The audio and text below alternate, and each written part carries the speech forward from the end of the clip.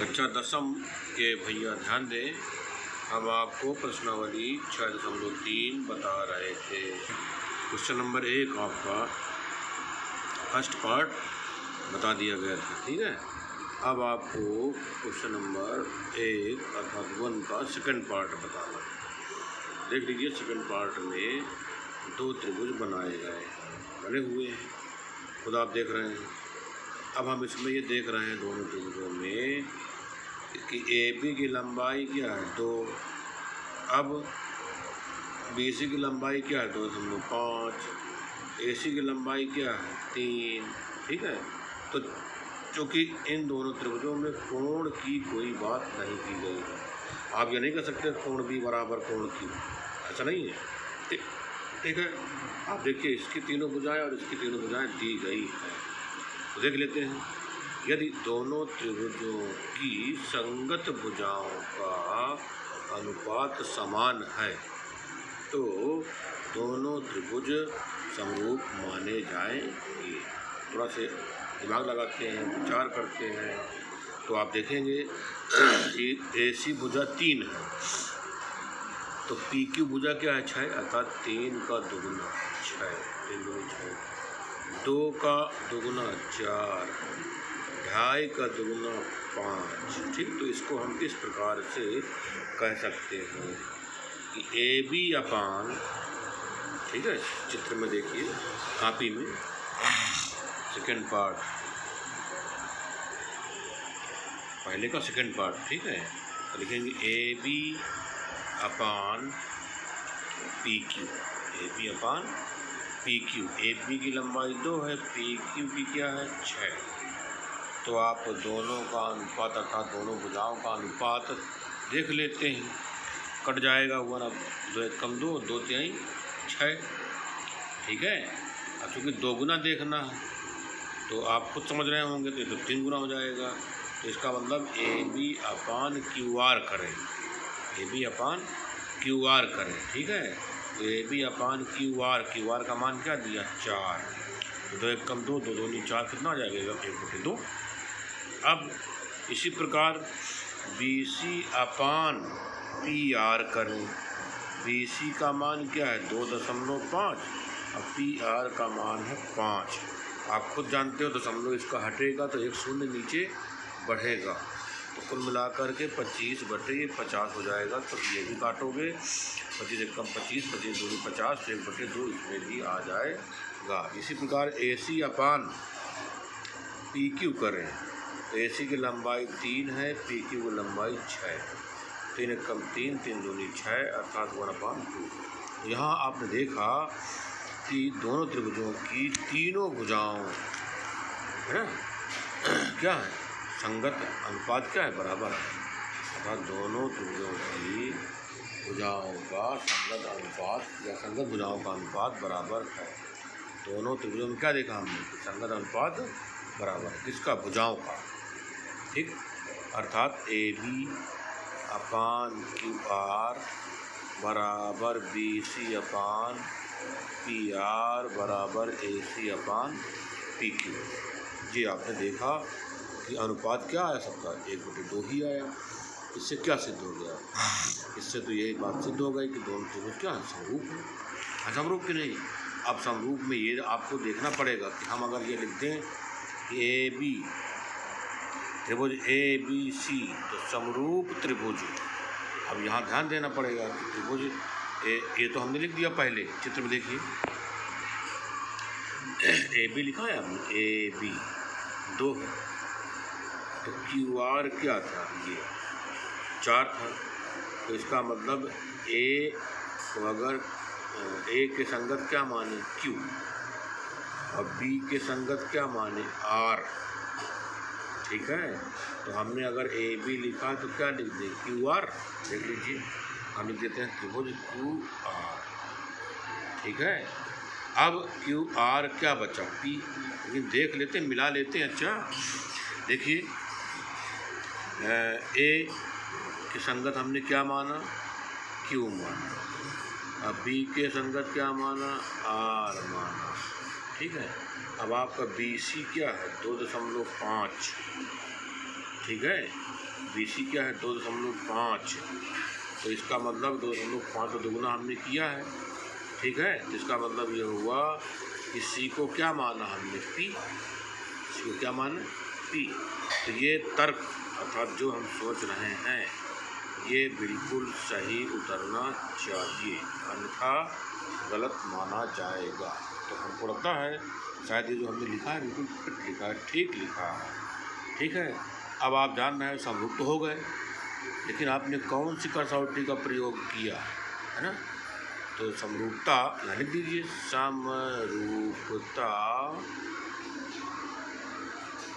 की कसौटी SSS का प्रयोग, ठीक है, किया। इतनी बात समझ में आ गई।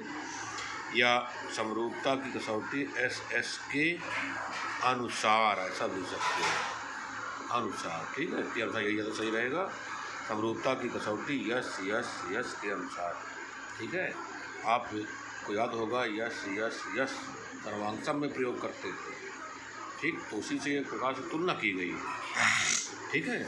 तो कुल मिलाकर के ये भुजा भुजा भुजा, साइड भाई भुजाओं का ही अनुपात है, इसीलिए समरूपता की कसौटी SSS इसमें कहा गया। इस प्रकार सेकेंड पार्ट पूरा हो गया। कारण सहित आपको आना चाहिए, अंदाजू नहीं लिखना। अच्छा क्या अंदाज को सब फिट कर दो, ऐसा नहीं है, बिल्कुल कारण स्पष्ट होना चाहिए, है ना, सटीक जानकारी आपको होनी चाहिए। अब क्वेश्चन नंबर 3 देखते हैं। 3 ज़रा देख लो आप अपनी किताब में। हमको लगता है कि 3 को ज़रा देखें तो 2 त्रिभुज बनाए गए हैं। एक का नाम यल याम P D E F, 2 त्रिभुज हैं। तो दोनों त्रिभुजों में भुजाएं ही तो दी हैं, भुजाएं दी, ठीक है। तो चलिए भुजाओं का अनुपात देख लेते हैं। LP क्या है 3, तो DE क्या है 6, तो 3 दूनी 6, तो फिट बैठेगा ये। फिर MP 2 है और DE क्या है 4, 2 दूनी 4, मतलब 3 का दोगुना 6, 2 का दोगुना 4 है। तो 2.7 का दोगुना होना चाहिए। तो हम देख रहे हैं कि 2.7 का दोगुना क्या होगा, 5.4 होगा, है ना। 27 दूनी 54 होता है, तो 5.4 आएगा। तो कुल मिलाकर के आप देखोगे जब अनुपात नहीं निकालोगे, जैसे हमने सेकंड पार्ट लगाया, अनुपात निकाला है, तो हमको लगता है ये अनुपात बराबर नहीं आएगा, ठीक है। भैया जब अनुपात संगत भुजाओं का अनुपात बराबर नहीं होगा तो फिर ये दोनों त्रिभुज समरूप नहीं माने जाएंगे, अर्थात समरूप नहीं होंगे, अर्थात इसमें किसी भी प्रकार की कसौटी का उपयोग नहीं हो पा रहा है, ठीक है। तो कुल मिलाकर के ये दोनों त्रिभुज समरूप नहीं हैं। 3rd पार्ट कर लेना, ठीक, 3rd पार्ट आपको स्वयं कर लेना है। चलिए 4th पार्ट देखिए। 4th पार्ट में क्या है, फिर इसमें 2 त्रिभुज दिए हैं, है ना। एक कोण भी दिया है कि एक इसका 70, इसका 70, ठीक है, मान लिया 70 है। चलिए अब अगर ये 70 है तो 70 के सामने कौन सी भुजा है, NL, क्या लिखिए NL। अब इसमें 70 के सामने अर्थात Q के सामने कौन है, PR।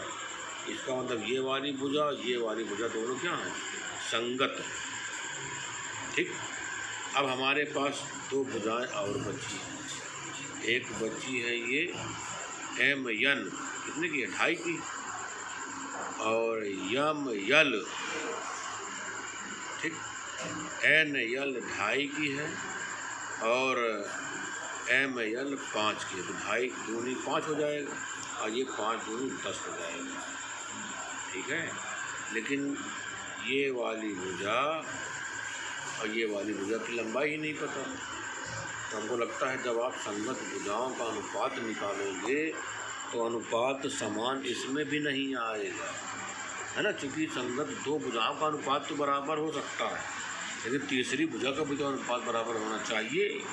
तो इसलिए ये शायद दोनों त्रिभुज समरूप नहीं होंगे, अर्थात इन 4th पार्ट में तुलना करके समरूप नहीं होंगे, अर्थात इसमें किसी भी प्रकार की कसौटी का उपयोग नहीं हो रहा है, इसीलिए चौथा नंबर जो दो त्रिभुज बनाए गए हैं ये दोनों त्रिभुज समरूप नहीं है।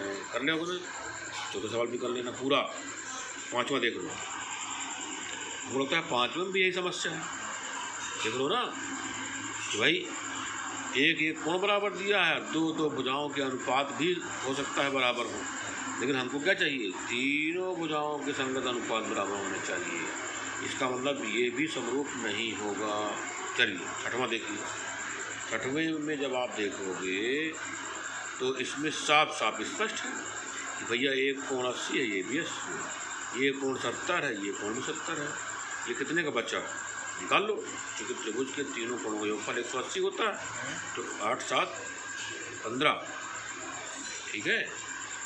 तो कुल मिला करके इसमें आप देखोगे 8 7 15 कितना बचा, 30 अंक। तो ये कितने का आया, 30 अंक।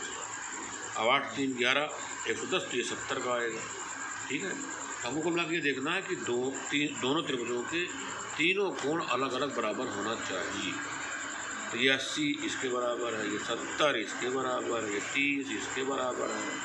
इसका मतलब ये इन दोनों त्रिभुजों के तीनों कोण अलग अलग बराबर हैं, अर्थात दोनों त्रिभुज क्या है, समरूप है ना, समरूप ना।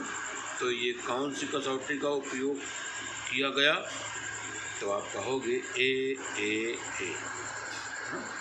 समरूपता की कसौटी ए के अनुसार ये दोनों त्रिभुज समरूप है। जैसे आपने क्वेश्चन नंबर 1 का फर्स्ट पार्ट किया था, बिल्कुल उसी प्रकार है, ठीक है भैया। दो दो कोण दिए गए हैं, तीसरा निकाल लो आप, है ना। दो बराबर नहीं दिए हैं तो तीसरा निकाल लो ना। तीसरा तो आप निकाल सकते हो ना, क्योंकि दोनों त्रिभुजों में अलग अलग जब देखोगे तो त्रिभुज के तीनों कोणों का योगफल 180 अंश होता है।